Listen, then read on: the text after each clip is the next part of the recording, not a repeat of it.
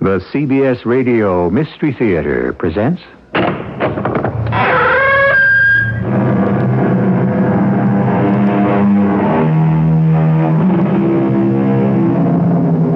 Come in. Welcome. I'm E.G. Marshall. There are some events so unforgettable, they're almost impossible to describe. How many of you who hear me now remember pictures of thousands of weeping Frenchmen in the streets of Paris as the German conqueror rolled down the Champs-Élysées?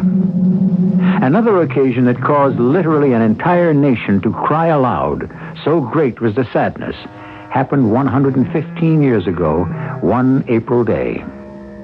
We have looked into this tremendous tragedy, and for the first time on Mystery Theater, will reveal to you the secret behind the great conspiracy.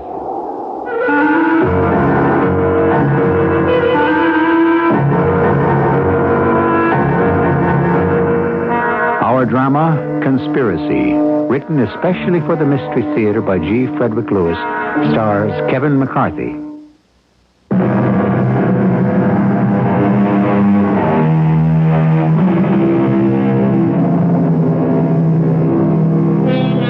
We are in New York City, November the 25th, 1864. The curtain has rung down on a performance of Julius Caesar, starring three actors who are related. The three great matinee idols of the day. Junius Booth playing Cassius, Edwin Booth as Brutus, and John Wilkes Booth, Mark Antony. The curtain calls have been taken. Edwin and Junius have returned to their dressing rooms. John Wilkes, alone, stands on the darkened stage. Where did I go wrong in the Friends, Romans, countrymen's speech? Oh, what a fall was there, my countrymen. Then I and you and all of us fell down while bloody treason flourished over us. Oh, now you weep. That's the place. That's where I went off the track. No, do it this way. While bloody treason flourished over us. Oh, now you weep. Very quietly. That's it. Who's that? Mr. Booth, this is a great honor. I came round to the back of the stage to thank you. You're quite welcome. Your name, sir? Louis Payne, Mr. Booth. It may be hard for you to believe this, but tonight I saw Mark Antony live. Why, thank you. You see, this is the very first play I've ever seen. I've been a soldier most of my life. Well, that's a pity. I suppose that keeps you on the go. Are you stationed hereabouts? No, Mr. Booth. When war broke out, I enlisted with the 2nd Florida Infantry. I was also at Gettysburg, and then with Mosby's Raiders. A few very tight spots that ended me in a hospital in Baltimore. Now, here I am. Yeah, for a young man, you've seen quite a bit of action. Oh, I'm strong. I can give as good as I get.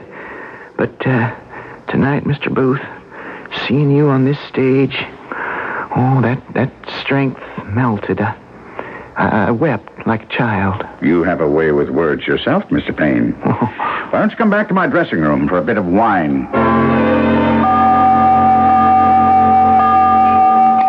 Have another glassful, Louis? And I expect you to call me John Wilkes. Oh, a great honor. That's yours. As high as the glass will permit. A great honor, nonsense. We're both men of action. It's fate that has brought us together. You know Macbeth. Fate plays a big part.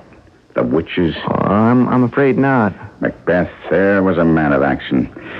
But in my case, fortunately, in my life, I have no Lady Macbeth to upstage me. Louis, why don't you come with me to Washington? You mean after the war? This cursed war. I'm a man of peace, you know. I love peace. For 4 years, I've hoped and prayed for the dark clouds to break, but now... I see that all hope of peace is dead. The South is your home, Mr. Booth? John Wilkes, I told you, Louis. Oh, yes. John Wilkes. Yes, I have ever held the South was right. The very nomination 4 years ago of Lincoln warned of war. The election proved it. Brother piercing brother's heart. How wicked. I could use your strength in Washington. I'll be honest with you, sir. I'm a deserter from the Confederate Army. Ah. Well, who is to know? You've seen enough action. Nothing to be ashamed.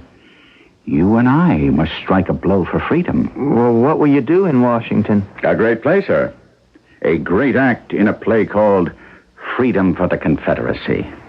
Come with me to Washington, Lewis. I will make you one of the principals in my play.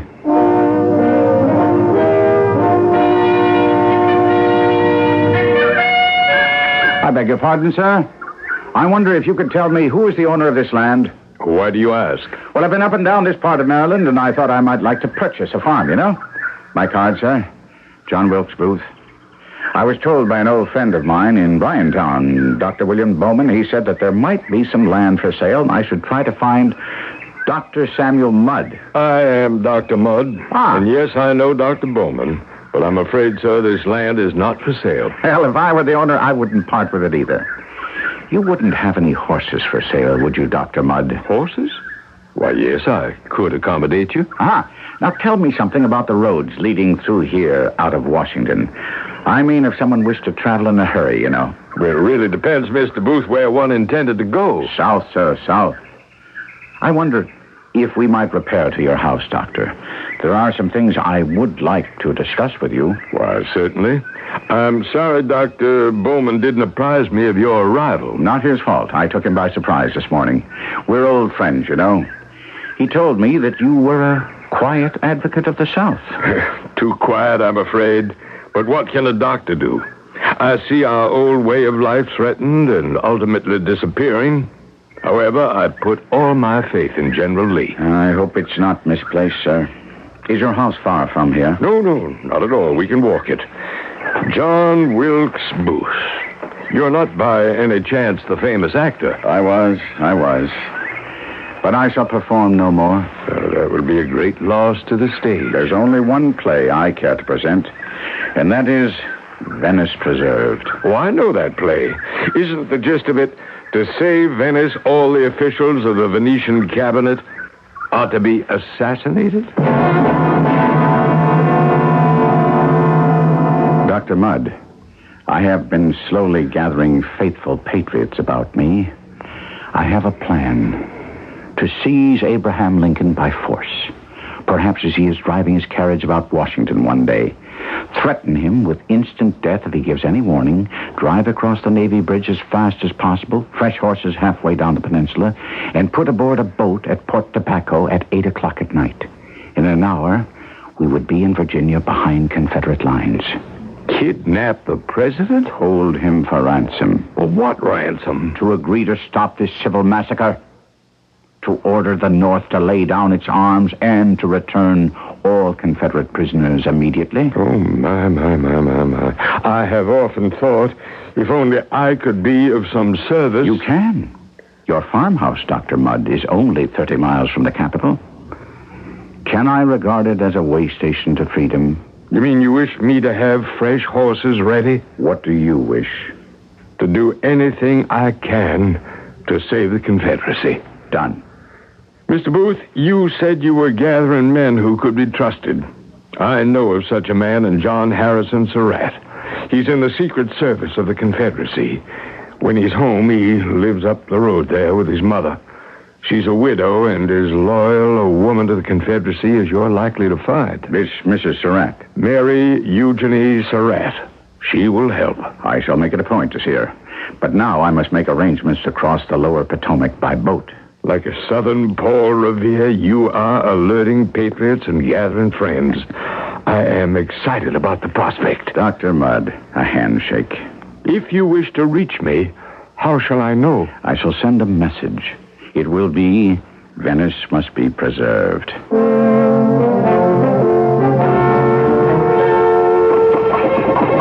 Coachman, stop right here.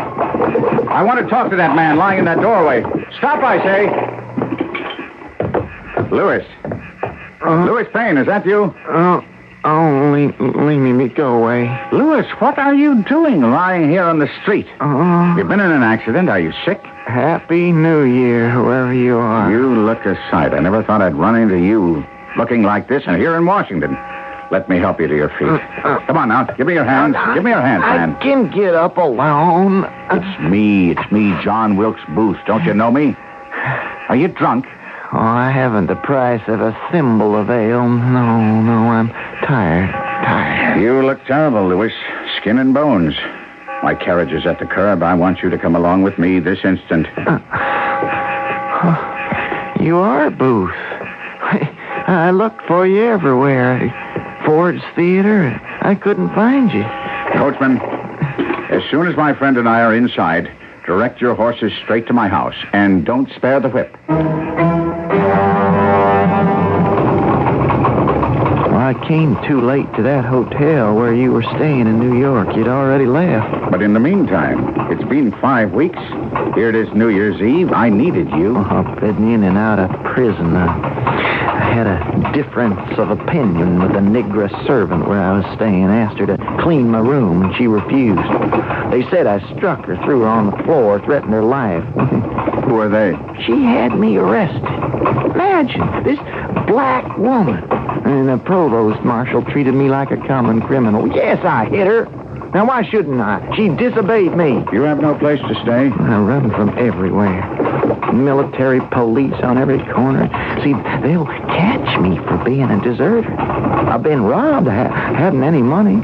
They eat scraps in the street before the rats get to them. Tell me no more, Louis. You shall eat and have a place to rest your head. But first, I must know that you, Louis Payne, are bound to me, John Wilkes Booth, in thought and deed. Oh, I'll swear to anything. Whatever you have me do, only give me something to eat. Coachman, halt your carriage. Here's some money, Louis.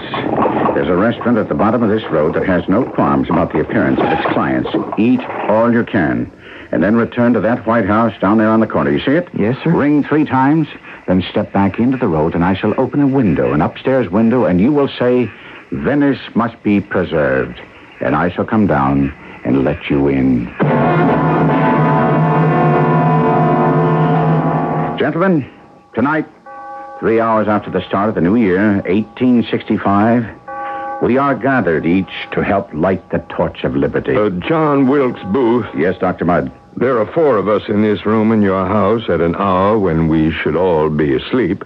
Won't you introduce us, please? Forgive me.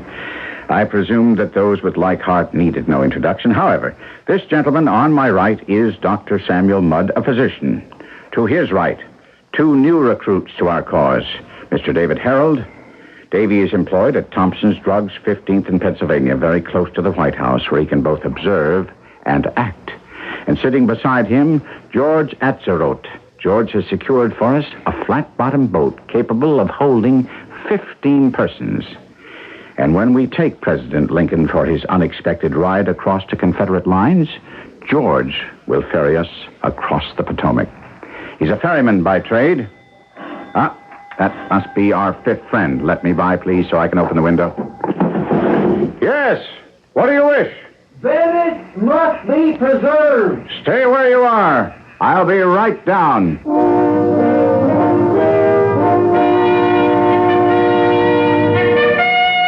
And so it began, a conspiracy which had no parallel in history.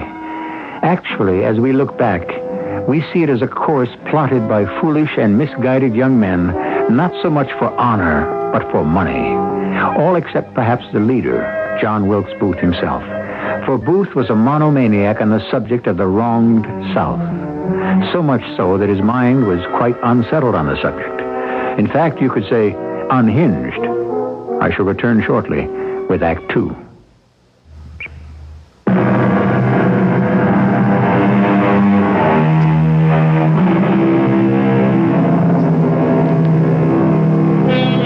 The plot went forward to capture President Lincoln, spirit him from Washington across the Potomac to Virginia, then hold him hostage to stop the war, release the prisoners, grant amnesty to the rebel army. Only a self-appointed and self-deluded savior could have undertaken this misbegotten task. It's 10 minutes to 5 in the morning, gentlemen. We have carefully discussed the roles each of you are to play, responsibilities, duties, etc., etc.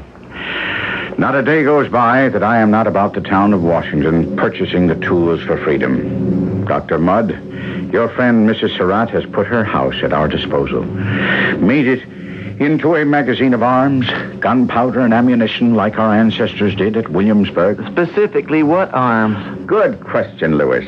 Several cartridge boxes, 8 carbines.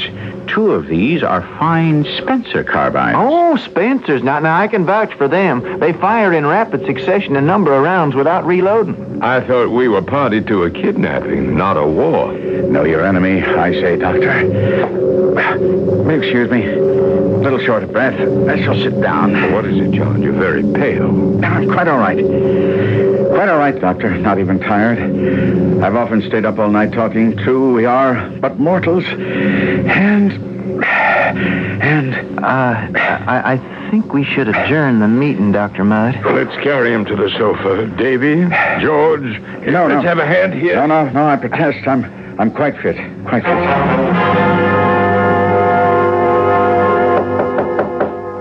Come in.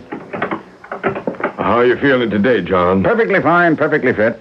How else should I feel, Doctor? Well, yesterday you seemed, shall I say... There's nothing to say. Under strain? Dr. Mudd, when I need a medical consultation, I shall ask for it. Look, John, I didn't come to beset you, but have you seen the Evening Standard? Yes, I saw it. I brought it along. I told you I saw it. It matters not to me. Nor our plans? Certainly not. The fall of Richmond? Jefferson Davis running for the hills doesn't matter? I think the Confederacy has gone up. Do you now? But it hasn't, I tell you. It hasn't. We'll fight on. And you, Doctor, and I, and my fighters for Southern freedom, we shall act from an unexpected front. Have you enlisted the aid of Captain Surratt yet? No, but I'm very hopeful tonight. He's never been long enough in one place. I told you he's with the Secret Service under General Wilder. I remember. Do you think I, John Wilkes Booth, have a faulty memory? John, are you sure you feel all right? Yes, right as rain. Yes, Mrs. Surratt has arranged it. I want that Surratt. Secret Service. He must know Maryland and Virginia very well.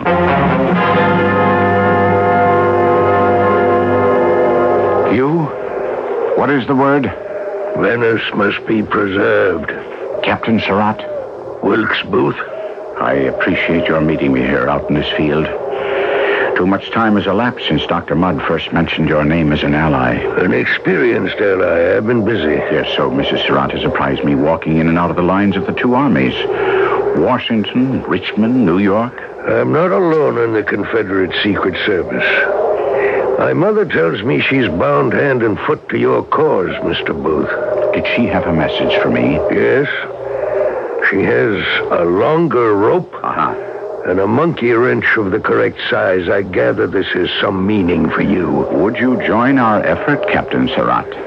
May I reserve decision until I've heard your scheme? First of all, the longer rope. Are you about to hang Lincoln?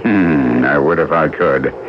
No, in the event of our capturing the president, my fellow patriots plan to stretch that rope across some point in the road to break the pursuit of any cavalry that might follow. And the monkey wrench? Well, as soon as we reach the Potomac, to remove the wheels of the president's carriage and set it bodily on the boat, which we'll ferry across the river. Your intention, then, is one evening when Lincoln makes his daily visit to the Soldiers' Hospital to kidnap him? I have almost all the men I need. If you don't mind my speaking plainly, Booth, what you propose is quite impractical. The idea is not feasible. I don't think you realize the dangers. I don't consider that for a moment. Nor do I, not in my job. But for this, it must be considered. After leaving Washington with President Lincoln, we would have to drive over 100 miles before we'd cross the Potomac. I know, and having crossed that safely, and I have an excellent ferryman, there is a further long drive from one end of Midland, Virginia, to the other. My dear Booth, aren't you aware that the section is simply swarming with Yankees? Are you certain? Well, I've just come through there. All right. Granted, we do by some miracle get through, and if we reach the Rappahannock and cross it, we might then be reasonably safe. There you are. Even so, I'd say we stand about one chance in 500 in surmounting all those obstacles. From the moment we get possession of Mr. Lincoln's person, the entire country will be in a furor. Booth, think. The President of the United States. He can't be spirited away like an ordinary citizen. I'll take that chance. Any chance.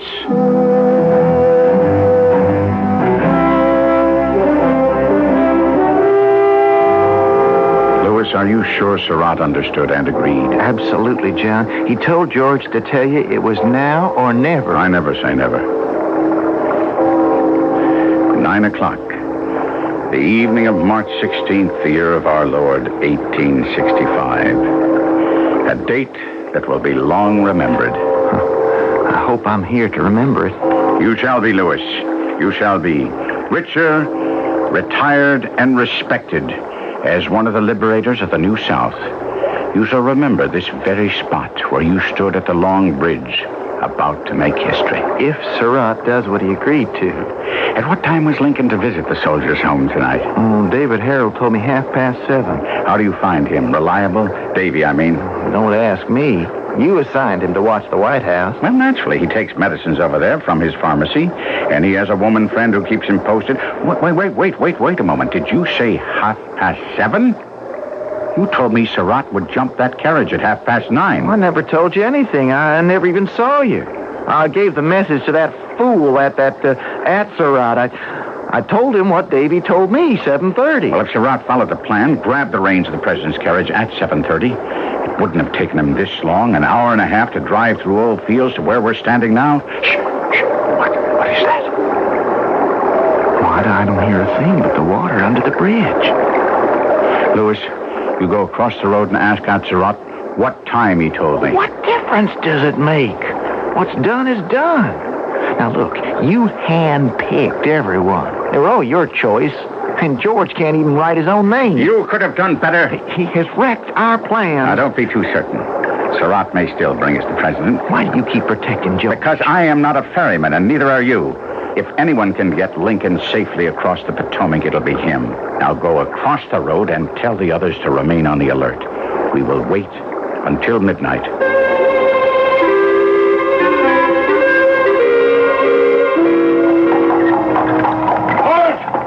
Halt, I say! Who goes there? Who desires to know? I'm the Marshal of the District of Columbia.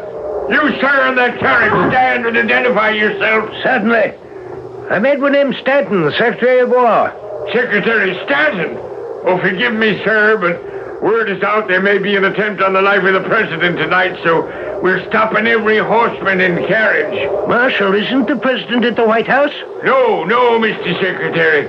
The president was scheduled for his evening visit at the soldiers' home, the old 7th Street Hospital, so we're protecting the road. But he's not there, Marshal. I can vouch for that. I've just come from there. Carry on, Marshal. You and your men stop everything that moves this night until I send word the president has been found safe. Coachman, the White House.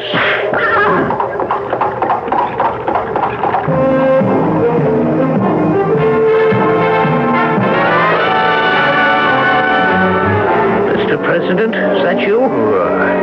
Edward, good evening. Isn't it a beautiful night? You see those stars? God's in his heaven. Someday we shall say, and all's right with the world. I looked for you at the soldiers' home. I would have been there if I could. I hate to miss one visit with our boys. Work always seems to interfere. Now, General Hunter and I both feel uneasy when you visit the wounded without a guard. Oh, Edwin, no one wants to kill me. What good would my death do anybody? Besides, I can't always be thinking of death. Our soldiers look it full in the face every single day. And why shouldn't I? Do come inside, Edwin. We'll talk a bit longer. Abe, I'll stay a while, but you must agree to what I propose. Oh? Sight unseen? Better than life unlived.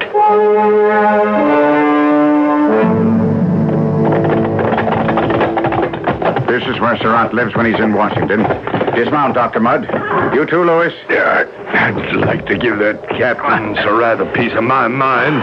I've known him and his mother since he was a boy. I simply don't understand. I don't like it a bit, I don't. Lewis, try to contain your temper. Staying up half the night waiting for the infallible captain. If you don't mind, John Wilkes, I have better things to do with my evenings than wait at bridges. Payne.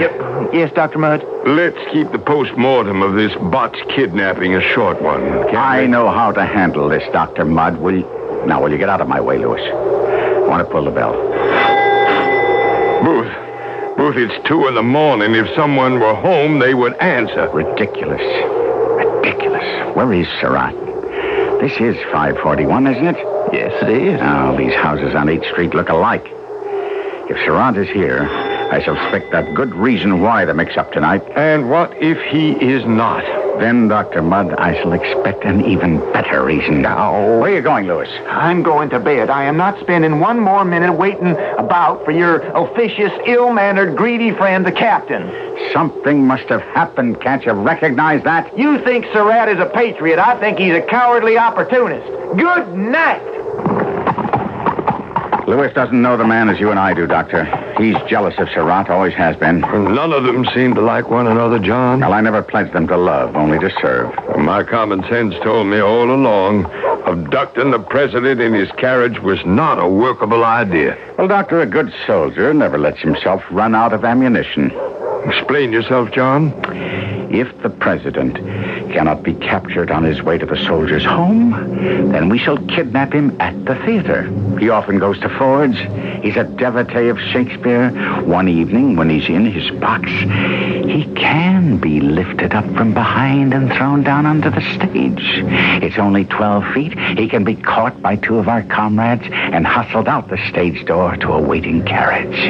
I've already bought one, perfect for the occasion. John, are you mad? Don't say that. In front of a theater filled with people, you think they're going to sit quietly and watch a kidnapping of their president as though it were part of the play? All I need is a stagehand or a scene shifter who works at Ford's Theater. Well, frankly, I'm at my wit's end. What would he do? Why, turn off all the lights, footlights, audience lights, house lights, everything. Shut down the gas at the main. Plunge the theater into darkness. In a crowded theater? Why, there'd be a riot. Precisely, Dr. Mudd. One needs time to escape.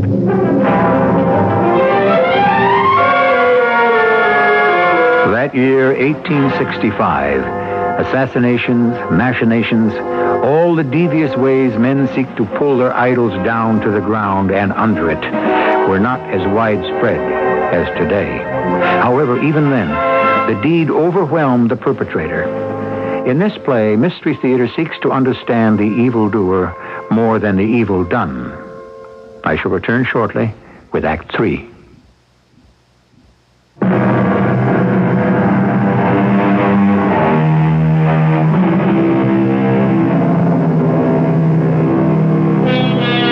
It is April 1865. A much-loved and much-hated lanky American presides over his country. He stands behind a rocking chair in his bedroom.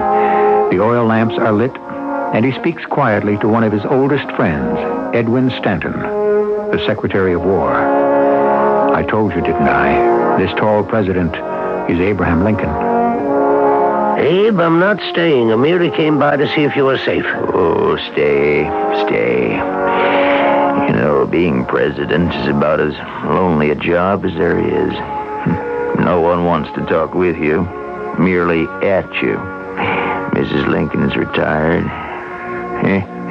I can tell you need the reassuring, not I. Well, it's hard to be calm when incitements to murder or kidnap appear in the press. I take it you mean that fool announcement in the Selma Dispatch. Edwin, they never liked me in southern Alabama. Abe, there's also a rumor of a conspiracy hatched in Richmond to abduct or assassinate you, whichever is found the more practical. Oh, even if it's true, I don't see what the rebels would gain by killing or getting possession of me. I'm but a single individual. Wouldn't help their cause or make the least difference in the progress of the war. Everything would go right on just the same. Mr. President, is that what you call reassuring me? Should anything ever happen to you, the United States would never, ever be the same. Edwin, one can become accustomed to a great deal, even danger. Well, I'm not asking too much of you, Abe. Oh, no, only that whenever I leave the executive mansion, that 6 of your tallest guards ride in front of me and 6 to the rear. Do I have it right, Edwin? Almost, Abe. And 6 on each side of you as well. Well, I must go now, Mr. President. If I may, I'll bid you good night. And if there are no further objections, we shall place an unobtrusive guard over you. Well, how can I object, Mr. Stanton? After all, you are the Secretary of War. However, Yes? I predict that if all presidents find such precautions necessary, instead of war, they'll be calling your post Secretary of Defense.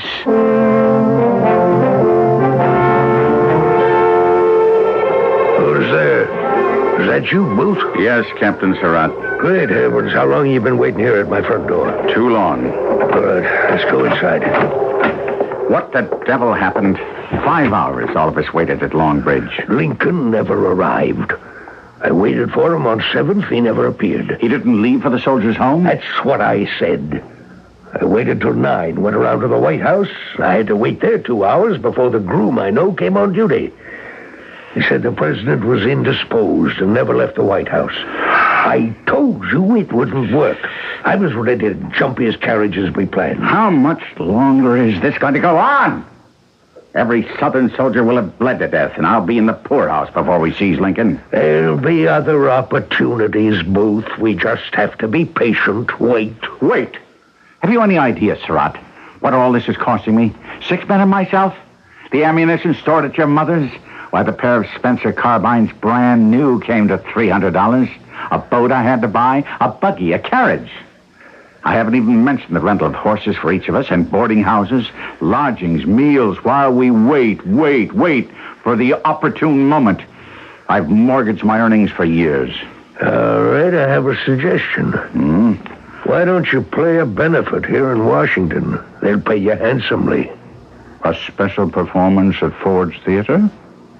I may just have to.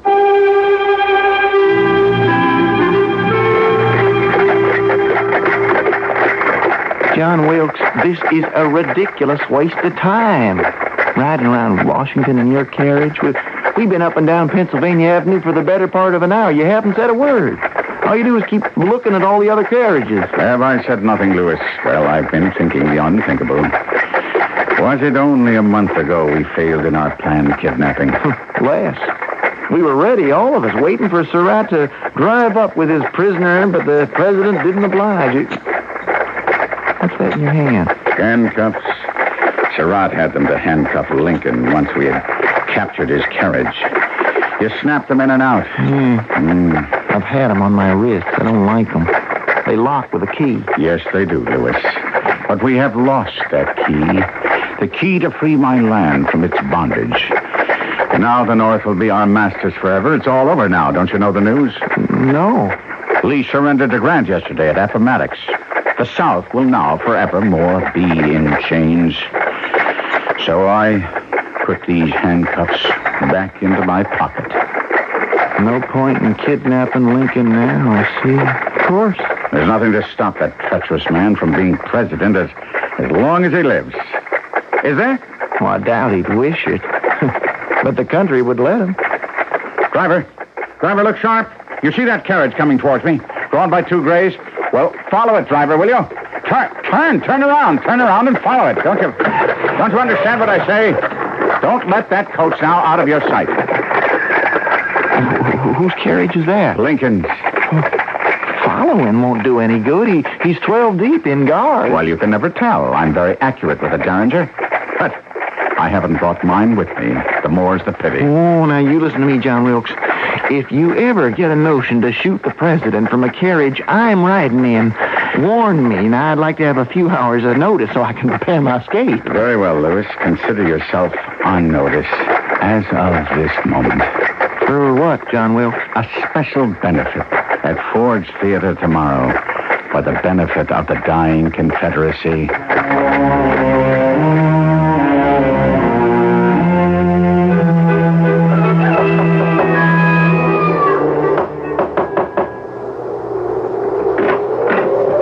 Come in, Booth. I've been waiting for you. I slept very little last night, not after your message. Dr. Mudd, I haven't slept at all the entire night. Do you know what day it is today? Certainly April 14th. Oh, it's more than that. It's Good Friday. Is it now? Good Friday. Well, it'll be a black Easter for the North before this weekend is past. You have my spurs. Right here in this chest. Will you give me a hand to put them on, Doctor? To have one come loose has to happen just once. When I've done the deed and jumped a dozen feet from the president's box to the stage, believe me, nothing will stop my escape. Keep your feet clear of the flags around the box. They could trip you. It's my head that must remain clear, not my feet. Now, you listen, Captain Surratt. I am not impressed with your pussyfooting Secret Service. You have never seen any real action. All through the war, I bet you slept in a bed every night. That's fine talk from you, Mr. Deserter. It got too hot for you, did it? Booth is here. Payne, you and I'll talk later. Good day, gentlemen. I have asked you all to meet me here for final instructions and assignments. George, Lewis, Davy, John, you and I are all provided with horses. Sir, am I getting the one-eyed bay? I like her. She's fast. You are. John Surratt. Sir? You know what you have to do at the box at Ford's Theater. It's the right box as you face the stage. That's it. Consider it done. Where's Dr. Mudd? He's out of the picture. He will remain at his house where Davy and I will hide for the first 24 hours. But I thought you were going to my mother's place. You are, John. But if they connect you with us, don't stay there too long. It'll be the first place the Federalists will think of. George, you head back to Georgetown and then on to Maryland. Be sure to return your horse to Kellerer's stable first. Act calmly as if this was none of your affair. There'll be another horse for you behind the Herndon house. Now, as to the assignments, Lincoln is mine. And which traitor do I get? You know, the Secretary of State, Seward, as planned. Right, I go with a package from his doctor. Davy, you supply the medicine. Gain admittance, go to his bedroom, and then dash his brains out with my pistol. I ought to be able to take care of him in 3 minutes. And what's our know-it-all Captain Surratt gonna do? Shine the buttons on his jacket? I'm not taking that from any Confederate deserter. Hold on now, you two. Booth. Well, what is it? John Wilkes, are you all right? Yes, everybody. Now listen, we cannot afford to quarrel among ourselves. Now, do you understand that? Each of us has a duty to perform. Surratt, Payne, when this April the 14th is past, you two can duel one another, do anything you please. But now, you belong to me and the cause. What time is it, Captain? 4 o'clock. All right, the curtain goes up in 4 hours. Does that give you enough time, John, to take care of the president's box? I can do it in half an hour. Your man by the back door, will he let me into the theater? Now, Ford's will be empty all afternoon. The stagehand will be there. Just say Booth to him, and he'll look the other way. Now, you go right in. I'll meet you, John, in the alley behind the theater at 9. The rest of you, be sure you've covered your tracks. Your lives depend on it. Well, then, till death do us part.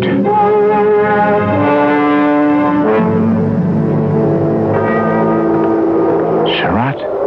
It's done. So everything is ready. Just as we planned. I cut a hole in the inner door leading to the box, right where you'll be able to see Lincoln sitting in his chair. And what about the outer door? I left that short piece of 2x4 where you can wedge it against the outer door. So after you've fired the shot, jump clear to the stage. It'll delay anyone trying to get to the president. My job's done, John Wilkes. The rest is up to you. I'll hide in the alley till it's time. You signal me when the second act's begun. You can count on me. I'll signal. The second act of Our American Cousin is the most diverting. As soon as I see your sign, I'll slip past the guard. They're usually so taken up with the play they can't be bothered. And I'll be inside the first door. And then a quick look through the peephole. And then Venice will be preserved. Heaven help you, Booth. Sic semper tyrannis. Goodbye.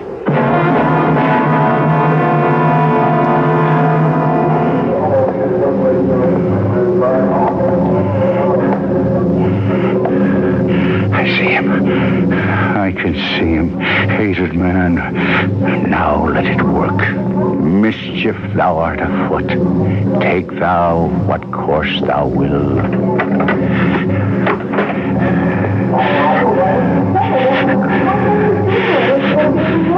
Sic semper tyrannis!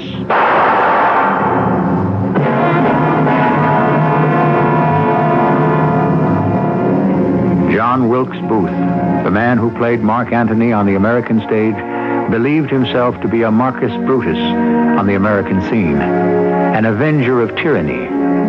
And so ended perhaps the greatest conspiracy of them all. And so began, certainly, our greatest tragedy, the death of our greatest president.